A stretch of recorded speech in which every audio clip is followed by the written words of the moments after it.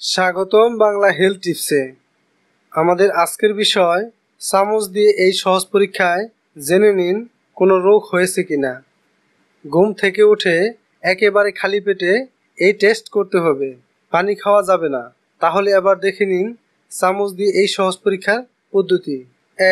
একটি চা চামচ নিয়ে তার তলা দিয়ে জিভের উপরে বেশ কিছুক্ষণ ধরে ঘষতে হবে, যাতে চামচটি লালায় সম্পূর্ণ ভিজে যায়। 2. এবার একটি প্লাস্টিক ব্যাগে ঢুকিয়ে তার সূর্যালোকে রেখে দিন। 3. 1 মিনিট পর প্লাস্টিক ব্যাগ থেকে চামচটি বের করে নিন। 4. যদি চামচে লেগে থাকা লালা শুকিয়ে যাওয়ার পর কোনো গন্ধ বা কোনো রকম দাগ না হয়, তাহলে জানবেন আপনার দেহের ভিতরের অঙ্গ একদম ঠিক আছে। 5. চামচে খুব দুর্গন্ধ হলে জানবেন ফুসফুসের সমস্যা হতে পারে। 6. অ্যামোনিয়ার মতো জাজালো গন্ধ হলে কিডনির সমস্যা হতে পারে। 7. মিষ্টি বা কোনো ফলের মতো গন্ধ হলে আপনার ডায়াবেটিসের সম্ভাবনা। 8. চামচে সাদা দাগ শ্বাসযন্ত্রের কোনো সংক্রমণের ফল হতে পারে। 9. বেগুনি রঙের দাগ হলে রক্ত চলাচলের সমস্যা দেখা দিতে পারে।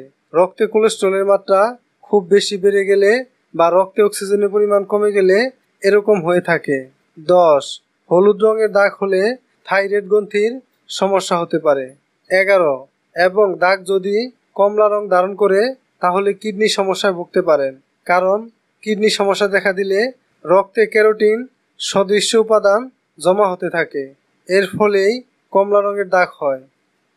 যদি আমার এই ভিডিওটি আপনার ভালো লেগে থাকে তাহলে ভিডিওর নিচে লাইক দিবেন, কমেন্ট করবেন এবং ভিডিওটি শেয়ার করে সবাইকে জানার সুযোগ করে দিন এবং স্বাস্থ্য বিষয়ক আপডেট পেতে চ্যানেলটি সাবস্ক্রাইব করে রাখুন।